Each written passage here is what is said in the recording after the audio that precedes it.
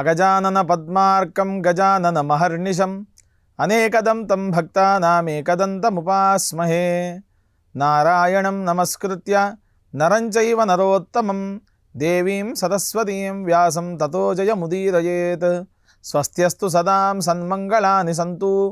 వక్తశ్చ శ్రోతॄణాం నిత్యమేకైకశ్లోకశ్రవణపఠనమాత్రేణ కలికల్మషాపనోదయ పటుతరే వేదకనకకథా ప్రస్తూయతే. బుధం శ్రీనివాసం సుధర్మాత్వభాసం సుధాతుల్యవాక్సంగతం పాండురంగం సుధీనాదమునియాహ్వయం దేశికార్యం గురుశ్రీత్రయం నిత్యమేతన్నమామి. నమో బ్రహ్మాదిభ్యో బ్రహ్మ విద్యా సంప్రదాయకర్తృభ్యో వంశఋషిభ్యో మహద్భ్యో నమో గురుభ్యః. వ్యాసాయ విష్ణురూపాయ వ్యాసరూపాయ విష్ణవే నమో వై బ్రహ్మనిధయే వాసిష్ఠాయ నమో నమః. ఈటీవీ లైఫ్ ఆధ్యాత్మిక ఛానల్ వీక్షిస్తున్నటువంటి ప్రేక్షకులకు స్వాగత నమస్కారాలు తెలియచేస్తూ, వేద ధర్మాలలో భాగంగా వైదిక యజ్ఞాలు, వైదిక సంస్కరణలు ఏ విధముగా ఆచరించాలి అనేటువంటి విషయాన్ని మనం పూర్తిగా తెలుసుకుంటూ ఉన్నాం. గత ధారావాహికలో మనం చౌల సంస్కార విషయాన్ని తెలుసుకున్నాం. చౌల సంస్కారం ఏ విధంగా చేయాలి, ఏ కాలంలో చేయాలి, శిఖలు ఏ విధంగా పెట్టుకోవాలి అనేటువంటి విషయం మనం తెలుసుకుందాం. అయితే ఇందులో భాగముగా ఎక్కడెక్కడ ఏ శిఖని ఏ మంత్రము చేత వపనము ఆచరించాలి, అదే విధముగా ఈ శిఖలకు సంబంధించినటువంటి మంత్రానుష్ఠానాన్ని చేసినటువంటి ఋషులు అందించినటువంటి విషయాలు వైదిక ధర్మ గ్రంథాలు ఏ విధంగా తెలుపుతున్నాయి. ముందుగా ఏ కాలంలో చౌల సంస్కారాన్ని ఆచరించాలి అనగా జన్మనోది తృతీయే వర్షం చౌలం కుర్వీత అని మనం సూత్రం ముందుగా చెప్పుకున్నాం. జన్మించినటువంటి 3వ సంవత్సరంలో చౌలం చేస్తాం. ఆ చౌలానికి మనం పూర్తిగా కాల పరిగణలో 6 మాసాలు దక్షిణాయనమని 6 మాసాలు ఉత్తరాయణము అని అంటాం. దీన్ని ఆయనాంశ విధానము అని చెప్తున్నాం. ఈ ఆయనాంశ విధానము సూర్యుడి యొక్క గమనాన్ని మనకు తెలుపుతూ ఉంది. కొంచెము ఆగ్నేయ భాగంగా సూర్యుడు ఉదయించడం లేక ఈశాన్య భాగంలో సూర్యుడు ఉదయించడం జరుగుతోంది. సూర్య ఉదయాన్ని లెక్క వేసేటువంటి విధానం కూడా మన ఋషులు మనకు అందించినారు. ప్రతి 30 రోజులకు కాలగమనం పూర్తవుతోంది. అనగా సూర్యుడి యొక్క పదవీ కాలం, సూర్యుడు ఎంతమంది అనే ప్రశ్న వేసుకుంటే మనకు 12 మంది సూర్యుళ్ళు కనిపించేవాడు ఒకడే కదా. మరి సూర్యుడు 12 మంది ఎలా ఉన్నారు, ద్వాదశాదిత్యులు అని అంటున్నారు అనే ప్రశ్న మనం వేసుకోవచ్చు. ద్వాదశాదిత్యులు ఏ విధంగా ఉంటారు, వారి యొక్క పదవీ కాలం ఏమిటి అంటే, ముందుగా వ్యాసస్థానం ఎలాగైతే ప్రతి ద్వాపర యుగంలో ఒక వ్యాసుడు ఉద్భవించి పదవిని అనుభవించి మనకు వేద వాంగ్మయ విజ్ఞాన సర్వస్వ గ్రంథాలు, వేద విభాగాలు, వైదిక గ్రంథాలు, శాస్త్రాలు, పురాణాలు మనకు ఏ విధంగా ఇస్తూ ఉన్నారో అదే విధముగా సూర్యుడు కూడా తన పదవిని తాను ఒక్కొక్కరికి అందిస్తూ ఉన్నాడు. సూర్య పదవిని అందించేటువంటి విధానం ఏంటి, అసలు వాళ్ళు ఎవరు అనే ప్రశ్న మనం వేసుకుంటే, మిత్ర, రవి, భాను, ఖగ, పూష, హిరణ్యగర్భ, మరీచి, ఆదిత్య, సవిత్ర, అర్క, భాస్కర అనేటువంటి నామాలు 12 పేర్లతో సూర్య భగవానుడు పిలువబడుతూ ఉన్నాడు. మరి సూర్యుడు ఉండేటువంటి విధానం ఏ విధంగా ఉంది అంటే, ఏకో అశ్వో వహతి సప్తనామా. సప్తనామా అనేటువంటి పేరుతో పిలువబడేటువంటి ఏకం అశ్వం, ఒకే అశ్వం ఉంది అక్కడ. సూర్యుడికి అందరూ ఏమంటారు, సప్తాశ్వ రథమారూఢం అని 7 గుర్రాలతో ఉన్నాడు అని చెప్తారు. అలా కాదు, సూర్యుడికి ఉండేటువంటి గుర్రం ఒకటే, దానికి పేరు సప్తనామా అని పేరు. 7 నామాలు కలిగినటువంటివి. ఆ 7 నామాలు ఏమిటి అంటే 7 ఛందస్సులు. ఆ 7 ఛందస్సుల పేర్లు ఏమిటి అంటే గాయత్రి, త్రిష్టుప్, జగతి, అనుష్టుప్, పంక్తి, బృహతి, జగతి అనేటువంటివి 7 శబ్దాలు. ఇందులో ఏ విధముగా ఉచ్చారణ చేస్తూ ఉన్నామో వాటిని ఛందస్సులు, 7 ఛందస్సుల ద్వారా మనం తెలియజేసుకుంటూ ఉంటాం. ఆ 7 ఛందస్సులతోనే మనకు ఇప్పుడు గణానాంత్వ అనేటువంటి మంత్రం ఉంది. ఈ గణానాంత్వ మంత్రానికి ఎవరు ఋషి? గణానాంత్వ గణపతి. గణపతి అనేటువంటి ఋషి అక్కడ శబ్దానికి ప్రధానమైనటువంటి దేవత అవుతున్నాడు. గృత్స్నమద. గృత్స్నమదుడు అనేటువంటి వాడు ప్రధానమైనటువంటి ఋషి అవుతున్నాడు. గణానాంత్వా గృత్స్నమదో గణపతి జగతి. జగతి ఛందస్సులో గణానాంత్వా అనేటువంటి మంత్రం ఉంది అని మనకు వేదవాంగ్మయ సంస్కృత గ్రంథాలు తెలుపుతూ ఉన్నాయి. ఈ విధముగా ఒక్కొక్క మంత్రానికి ఒక్కొక్క ఛందస్సు ఉపయోగపడుతుంది. అంటే సూర్యుడికి వేదానికి అత్యంత దగ్గరైనటువంటి సంబంధం. ఈ సంబంధంలో సూర్య భగవానుడు ఏ విధంగా ఉన్నాడు అని అంటే ఏకః అశ్వః, ఒకే గుర్రం పైన ఉన్నాడు. దాన్నే మనం సప్తనామ అనేటువంటి పేరుతో పిలుస్తూ ఉన్నాం. ఏకో అశ్వో వహతి సప్తనామా. ఆ గుర్రానికి ఉండేటువంటి చక్రం ఒకటి. ఏక చక్రమేక ధురం. ఒకే చక్రం ఉంది అని మనకు తైత్తరీయ ఆరణ్యక గ్రంథాలు వేద గ్రంథాలు తెలుపుతూ ఉన్నాయి. ఏక చక్రమేక ధురం. ఆ చక్రానికి పేరు ఏమిటి అంటే కాలచక్రము అని పేరు. కాలగమనం ఏ విధంగా పరిభ్రమిస్తూ ఉందో దానినే మనం ఏకచక్రం, అదే సూర్య భగవానుడి యొక్క రథచక్రము అని మనకు తెలుస్తూ ఉంది. ఈ విధముగా ఏకచక్రం ఏకధురం అని మనకు యజుర్వేద ఆరణ్యక గ్రంథాలు మనకు తెలిపినాయి. అందులో భాగంగానే ఈ సూర్య భగవానుడు కాలాన్ని ఏ విధంగా జరుపుతూ ఉన్నాడో, ప్రతి నెలలో ఒకరోజు సూర్యుడు తన యొక్క పదవిని ఇంకొకరికి త్యాగం చేస్తూ ఇస్తూ ఉన్నాడు. అందుకనే మనకు పెరిగేటువంటి ఉష్ణోగ్రత తగ్గుతూ పెరుగుతూ ఉంటూ ఉంది. అందులో భాగంగానే మనకు ఈ దక్షిణాయనము అదే విధముగా ఉత్తరాయణము అని రెండు ఏర్పడ్డాయి. ఉత్తరాయణం ఎప్పటి నుంచి వస్తోంది అని మనం ప్రశ్న వేసుకుంటే ప్రతి సంవత్సరం కూడా పౌష్యమాసంలో ప్రారంభం అవుతుంది ఉత్తరాయణం. దీనిని పూర్వ ఆయనము అని అంటారు. అనగా మాఘ, పాల్గొన, చైత్ర, వైశాఖ, జ్యేష్ఠ, ఆషాఢ మాసములు పూర్తిగా 6 నెలలు ఇవి ఉత్తరాయణము కిందికి వస్తాయి. ఆషాఢ మాసంలో కృష్ణపక్షము నుండి మరలా పౌష్యమాసములో కృష్ణపక్షం ప్రారంభం వరకు శుక్లపక్షం అంతమయ్యేంత వరకు కూడా దక్షిణాయనముగా పేర్కొన్నారు. దక్షిణాయనంలో ఈ పూర్వ సంస్కారాలకు పెద్దగా ఖ్యాతి చెప్పలేదు. ఉత్తరాయణంలోనే ప్రతి కార్యాన్ని కూడా ఆచరణలో పెట్టాలి అని మనకు వైదిక గ్రంథాలు పెద్దలు మనకు తెలిపినారు. అందుకనే మాఘ పంచకాలు, మాఘమాసం కానీ పాల్గొనము, చైత్ర, వైశాఖ, జ్యేష్ఠములు, వివాహాది క్రియాసర్వే ఏవైతే ఉన్నాయో వీటన్నింటికీ కూడా ముఖ్యమైనటువంటి కాలాలు అని మనకు ఈ ధర్మ గ్రంథాలు, ధర్మశాస్త్ర గ్రంథాలు మనకు తెలిపినాయి. తృతీయే వత్సరం చౌలం కురువీత హ్యుత్తరాయణే అని మనకు సూత్రం. శుక్లపక్షే శుభార్థేతు కృత్వాభ్యుదయకం తతః అని మనకు గ్రంథము ఆపస్తంభీయ ధర్మసూత్రం పేర్కొన్నది.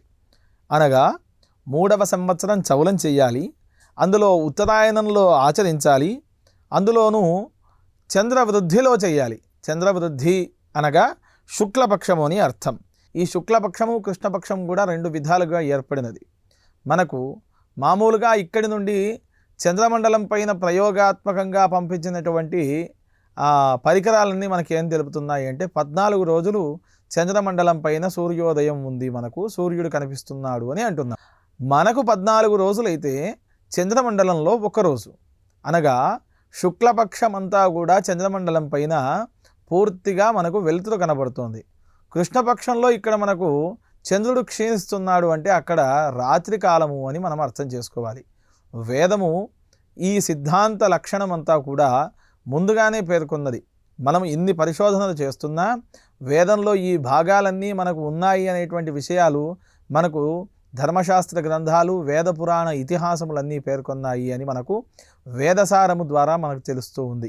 ఈ విధముగా సూర్యుడి యొక్క కాలగమనం ద్వారా ఉత్తరాయణంలో మనం చౌలకర్మను ఆచరించాలి అని మనకు ఈ ధార్మికపరమైనటువంటి విషయాలన్నీ కూడా మనకు తెలుస్తూ ఉన్నాయి. అందులో మనకు ఈ విధముగా కర్మలన్నీ కూడా ఉత్తరాయణంలో ఆచరించాలి అని పూర్వ సంస్కార గాథలహరి అనేటువంటి గ్రంథం కూడా మనకు పేర్కొన్నది. వరాహ మిహిరుడు ఇచ్చినటువంటి కాలగమన విధానం, కాలము విషయమంతా కూడా వైదిక పరమైనటువంటి వేద గ్రంథములన్నీ మనకు తెలుపుతూ ఉన్నాయి. అందులో ఈ విధముగా ఉష్ణాహ శీతాహ స్వప ఆనీయ, వేడి నీళ్లను చల్లటి నీళ్లను ఒక ప్రాంతంలో చేర్చి ఆ వాయు శబ్దముతో ఆవాహన చేయాలి.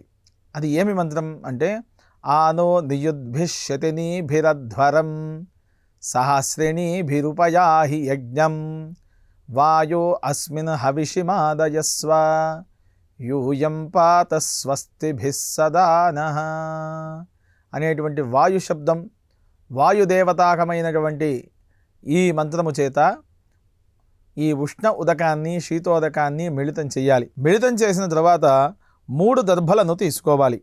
ఆ దర్భలు ఏ విధంగా ఉండాలి అని అంటే, ఆప ఉందంతి జీవసే దీర్ఘాయుత్వాయ వర్చసే జ్యోక్షసూర్యం దృశే. చేతిలో దర్భలను ఎవరైతే చౌలకర్మను చేస్తూ ఉన్నారో వారు ఈ దర్భలను చూసి తీసుకుని సూర్య భగవానుని, ప్రత్యక్ష సూర్యుని చూసి నమస్కారం చేయాలి. జ్యోక్షసూర్యం దృశే. ప్రత్యక్షమైనటువంటి జ్యోతి ఎవరు? మన అజ్ఞానాంధకారాన్ని తొలగించేది అంటే సూర్య భగవానుడు అని అర్థం. ఆ విధంగా సూర్యుడికి నమస్కారం చేసుకున్న తర్వాత నీళ్ల చేత శిర ఉనద్ధి, శిరస్సును పూర్తిగా తడపాలి.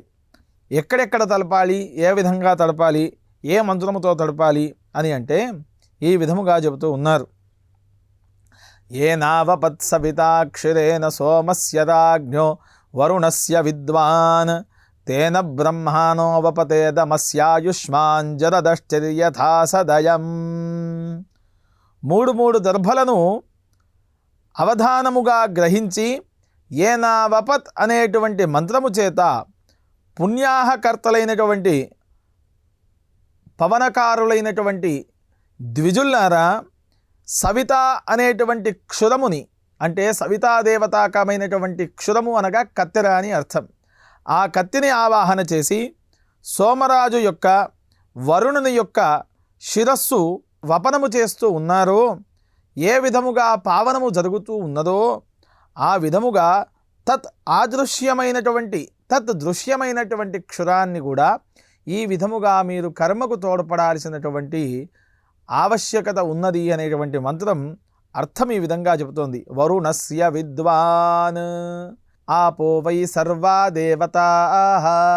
సర్వదేవతలకు నిలయమైనటువంటిది ఎక్కడ అని అంటే ఒక నీళ్లు మాత్రమే. అందుకనే మనం ఎక్కడ ఏ కార్యము చేసినా కలశ స్థాపన చేస్తూ ఉన్నాం. ఆపమాపమప సర్వాః. సర్వదేవతలు కూడా నీళ్లలోనే ఉన్నారు, గాలిలో కూడా నీరే ఉంది. ఈ విధముగా నీరు లేనటువంటి ప్రపంచము ఎక్కడా ఉండదు. అందుకని భూభాగములో 80% పూర్తిగా నీళ్లే, భూమి 20% మాత్రమే. మరి భూమి ఏ విధంగా ఉంది అనేటువంటి శబ్దం మనకు గోళాకారం ఉంది అని మనకు అనేకమైనటువంటి గ్రంథాలు కూడా మనకు తెలిపినాయి. అందులో వరాహ పురాణం ప్రత్యక్షంగా చెబుతోంది. మరి ఈ వరాహ పురాణం ఎందుకని ప్రత్యక్షంగా చెబుతోంది అని అంటే, హిరణ్యాక్షకుడు 14 లోకాలను తన యొక్క గుప్పిట్లో పెట్టుకోవాలి అని బ్రహ్మ యొక్క తపస్సును చేసి బ్రహ్మవరాన్ని పొంది 14 లోకాలను ఏలుతూ ఉన్నప్పుడు ఈ భూమిని పూర్తిగా అధఃపాతాళానికి తొక్కివేసినాడు. తొక్కివేసినప్పుడు ఈ 330 కోటి దేవతలందరూ కూడా పరమాత్మ అయినటువంటి శేషశయనం పైన పడుకున్నటువంటి విష్ణుమూర్తి దగ్గరికి వెళ్ళి సంకల్పం చేసినారు. సంకల్పం చేసి భూమి ఈ విధముగా భూహు భువహ సువహ అనేటువంటి లోకములన్నీ కూడా పైభాగం, భూమికి కిందగా ఏముంటాయి అంటే అతల వితల సుతల తలాతల రసాతల మహాతల పాతాళం అనేటువంటి లోకాలు ఉన్నాయి. ఈ విధముగా భూమి పూర్తిగా కూడా కింది భాగానికి వెళ్ళిపోతోంది. కావున పరమాత్మ మీరే ఈ భూమిని రక్షించాల్సినటువంటి ఆవశ్యకత ఉన్నది అని మనకు ఈ వరాహ మహాపురాణానికి ప్రారంభంగా చెప్పబడినది. చెప్పినప్పుడు పరమాత్మ వరాహస్వామి అవతారాన్ని ఎత్తినాడు. ఆ వరాహ అవతారాన్ని ఎత్తి అతలలోకము కిందికి మహాతలలోకం రసాతలలోకం దాటుతూ ఉండగా భూమిని తన యొక్క పంటి యందు మోసి పైకి తీసుకొని వచ్చినాడు. ఆ భూమికి ఆ తర్వాత వరాహస్వామికి మధ్య జరిగినటువంటి సంభాషణనే మనకు వరాహ పురాణముగా ఉన్నది అని మనకు ఆ పురాణాన్ని చదివితే మనకు తెలుస్తూ ఉంది. ఆ వరాహ పురాణంలో భూమి గుండ్రంగా ఉన్నది, గుండ్రముగా ఉన్నటువంటి భూమిని పూర్తిగా వరాహస్వామి తన యొక్క ముక్కుపైన మోస్తూ వచ్చినాడు. అందుకని వారిద్దరి మధ్య సంభాషణ జరుగుతూ ఉంది అని మనకు వ్యాసుడు అందించినటువంటి వరాహ పురాణము ద్వారా మనం తెలుసుకోవచ్చు. ఈ విధముగా ముందుగా కత్తెరని ఆ వరాహము యొక్క పన్ను ద్వారానే కత్తిరించేటువంటి వాళ్ళు. ఎందుకనగా అంటే క్షురము పూర్తిగా కూడా విష్ణుదేవతాకమైనటువంటి శబ్దముతో క్షురము చేయాలి. ఈ విధముగా ఆ ఏదైతే అడవి వరాహం ఉందో ఆ వరాహం యొక్క కొమ్ము దంతము ద్వారా ఈ క్షురాన్ని ఆచరించాలి. యత్ క్షురేణ మర్చయత సుపేషసా వప్తావపసికేశాన్ శుంధిశిరోమాస్యాయుః ప్రమోషీ ఉప్త్వా యకేశాను వరుణస్య రాజ్ఞో బృహస్పతిః సవితా సోమో అగ్నిః తేభ్యో నిధానం బహుదాన్వ విందన్నంతరా ద్యావా పృథివీ అపస్సువః. ఈ ద్యావా పృథివీ అపహ అనేటువంటి శబ్దముల ద్వారా క్షురాన్ని అభిమంత్రణ చెయ్యాలి అని చెప్పినారు. ఆచార్య దర్భమిశ్రాంతాన్ కేశాన్ మాత్రే ప్రదద్యాత్ స్త్రీన్ దర్భానాదాయ పూర్వవతోంతర్ధాయ. 3 దర్భల యొక్క అగ్రాలను పైభాగానికి ఆకాశం చూస్తున్నటువంటి విధానముగా ముందుగా తిరహ చాక్షురేణ పూర్వకేశాన్ వాపయిత్వా. సవిత అనేటువంటి శబ్దమును ఆ కత్తెరలో ఆవాహన చేసి కత్తిరించేటువంటి సాధనానికి కూడా పూజను పూర్తి చేసి తూర్పు భాగములో ముందుగా ఈ శిఖను ఉంచాలి అని చెప్పినారు. ఆ కేశములనే ముందుగా వపనం చేయాలి. ఈ కేశాలను వపనం చేసినప్పుడు కేశములను దర్భలను రెండింటినీ కూడా తన యొక్క తల్లి అంటే ఈ చౌల కర్మను ఆచరిస్తున్నటువంటి యజమాని ఎవరైతే ఆవిడ ఉంటుందో భార్య ఉంటుందో భార్య చేతిలో శరావే సకృత్ పిండే మాత్రే ప్రదద్యాత్. యవలు అనగా బార్లీ గింజలు, ఎద్దు పేడను, అదే విధముగా శలాలు గ్లప్సాన్ని కూడా ఉంచి ఈ క్షురాన్ని అభిమంత్రణ చేసినటువంటి వెంట్రుకల సహితముగా తన యొక్క దోసిట్లో వేయడం వలన ఈ కేశములు ఎప్పుడూ కూడా భోజనము చేసేటువంటి పదార్థాల మధ్యలో అక్కడ రాకూడదు. అలా వచ్చినట్టయితే అనేకమైనటువంటి దోషాలు సంతరించుకుంటాయి అని మనకు చెప్పినారు. ఈ విధముగా ఎందుకని అంటే చేసినటువంటి పాపములన్నీ కూడా కేశములలోనే ఉంటాయి. అందుకని కేశవపనాన్ని చాలా జాగ్రత్తగా ఆచరించాలి. అందులో మొదటి వపనం తల్లి గర్భములో ఉన్నప్పుడు తల్లి ఆచరించేటువంటి ఆచరణల ద్వారా మాత్రమే శిశువు బయట తన యొక్క జ్ఞాన వృద్ధిని అందించగలుగుతాడు. ఒకవేళ తల్లి కానీ తండ్రి కానీ వారి యొక్క మనస్సులో ఎలాంటి క్రూరమైనటువంటి ఆలోచనలు ఉంటాయో పుట్టినటువంటి శిశువు కూడా ఆ క్రూరమైనటువంటి విధానముగానే ఉంటాడు అని మనకు పెద్దలు మహాభారతంలో అందించినారు. అందువలనే ధృతరాష్ట్రుడికి కళ్ళు లేవని, పాండురాజు తెల్లగా ఉన్నాడు అని, అదే విధముగా విదురుడు తెలివితో ఉన్నాడు అని మనకు అనేకమైనటువంటి గ్రంథాలు మనకు తెలిపినాయి. మహాభారతం అంతా కూడా ఒక గొప్ప మహత్వము, కవిత్వము, భారవత్వము కలిగినటువంటి గొప్పదైనటువంటి గ్రంథముగా మనకు వేదముతో సమానమైంది. వేదార్థమంతా కూడా మహాభారతంలో ఉంది అని మనకు చెప్పినారు. అనేకమైనటువంటి నిగూఢమైనటువంటి రహస్యాలు దాన్ని కూడా వేదాన్ని అన్వయించి మనం మహాభారతంలో వచ్చేటువంటి అంశాలను కూడా మనం తెలుసుకుంటూ ఉందాం. 8845 నిగూఢార్థం కలిగినటువంటి శ్లోకాలు ఉన్నాయి మహాభారతంలో అని మనకు చెప్పినారు. అవి ఏ విధంగా అని అంటే మిత్రాని సఖ్య పశవశ్చ వృక్షవు స్పృష్టాశ్చ దృష్టాశ్చ కృతోపకారా. ఈరోజు మనకు ఒక వ్యక్తి సంబంధం లేకుండా పరిచయం అవుతూ ఉన్నాడు. సంబంధమైనటువంటి వ్యక్తితో మనము అనేకముగా మాట్లాడుతూ ఉన్నాం. ఇంత ప్రేమగా మాట్లాడడానికి అర్థం ఏమిటి, వారు ఎలాంటి వారు అనే ప్రశ్న మనం వేసుకుంటే మిత్రాని సఖ్య పశవశ్చ వృక్షవు, మిత్రులు కావచ్చు, సఖులు కావచ్చు, పశువులు కావచ్చు, వృక్షాలు కావచ్చు, వీళ్ళంతా జన్మాంతరే ఏ మమ సంగతాశ్చ, పూర్వజన్మలో ఏ సాంగత్యంతోనో మనతో సంబంధం ఉండి ఉంటుంది. కావున ఈ పరిచయం ఈ రోజు నేటికి మనతో వృద్ధి అవుతోంది అని మనకు మహాభారతాది గ్రంథాలు తెలిపినాయి. అందుకని ఈ వేదవాంగ్మయంలో అనేకమైనటువంటి మంత్రార్థ రహస్యాలు శ్లోక రూపకంగా మనకు మహాభారతం కూడా అందించింది. పూషా దేవతలు, బృహతీ దేవతలు, అగ్ని, ఇంద్రుడు వీళ్ళందరూ కూడా పూర్వభాగములో వపనం చేయడానికి ఆ కేశములను తీసుకొని తల్లి చేతిలో వేయడానికి గాను ఈ మంత్రములను చెప్పి మనము మొదటి వెంట్రుకలను కత్తిరించాలి. కత్తిరించిన స్థానంలో మళ్ళీ వేడి నీళ్లను చల్ల నీళ్లను పెట్టి ఉపస్పృశ్య చేతులు కూడా కడుక్కోవాలి. ఆ తరువాత మంత్రం పునఃస్త్రీన్ దర్భాణాదాయ దక్షిణతోంతర్ధాయ, దక్షిణ భాగానికి కూడా ఇదే విధముగా మంత్రములను చెప్పి ఏ నావపత్సవితాక్షురేణ సోమస్య రాజ్ఞో వరుణస్య విద్వాన్ తేన బ్రహ్మాణోపపతేదమస్యాయుష్మాంజలదశ్చర్యథా సదయం అనేటువంటి మంత్రము చేత దక్షిణ దిగ్భాగంలో ఉండేటువంటి కేశములను వపనము చేయాలి.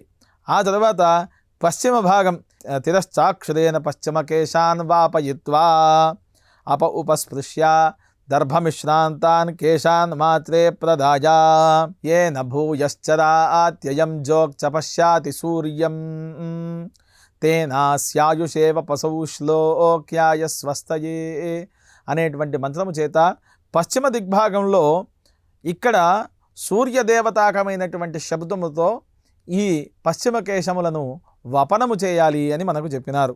ఇందులో తిరశ్చాక్షురేణ పశ్చిమ కేశాన్ వాపయిత్వ, ఈ పశ్చిమము నుండి తీసినటువంటి కేశములను కూడా తాన్ మాత్రే ప్రదద్యాత్, తల్లి యొక్క చేతిలో వేయాలి అని చెప్పేస్తున్నారు. ఆ తర్వాత ఏన భూయశ్చర, ఉత్తర కేశములు, ఉత్తర భాగానికి అనగా పూర్వము శిరస్సు పైన నుదురు పైన వచ్చేటువంటి భాగం మొదటిది, కుడి చెవు పైన ఉండేటువంటి భాగం దక్షిణ దిగ్భాగం అది రెండవది, ఆ తర్వాత మెడపైన ఉన్నటువంటి భాగం నాలుగవది, ఎడమ చెవి పైన ఉండేటువంటి భాగం ఐదవది. ఈ విధముగా కేశములను 5 భాగములుగా తీయాలి. పరిహిర్వేద శిఖాహృదయం అని మనకు తైత్తిరీయ ఆరణ్యకం చెప్పింది. అంటే వేదములకు శిఖనే ప్రమాణం. శిఖ లేకుండా వేదాధ్యయనము అధ్యాపనము రెండూ కూడా పనికిరావు. ఈ అధ్యయనాధ్యాపన చెయ్యాలి అంటే ఈ చౌల కర్మను ఆచరించాలి. చౌల కర్మను ఆచరించకపోతే అధ్యయనం పనికిరాదు అని మనకు వేద ప్రమాణం చెబుతూ ఉంది. ఈ విధముగా 4 భాగములలో దర్భలను ఊర్ధ్వాగ్రముగా పెట్టి అక్కడ క్షురాన్ని తీసిన తర్వాత ప్రధానమైనటువంటి శిఖ, ఈ శిఖ ఎక్కడ ఉంటుంది అని అంటే శిరస్సుకు మధ్య భాగంలో ఉంటుంది.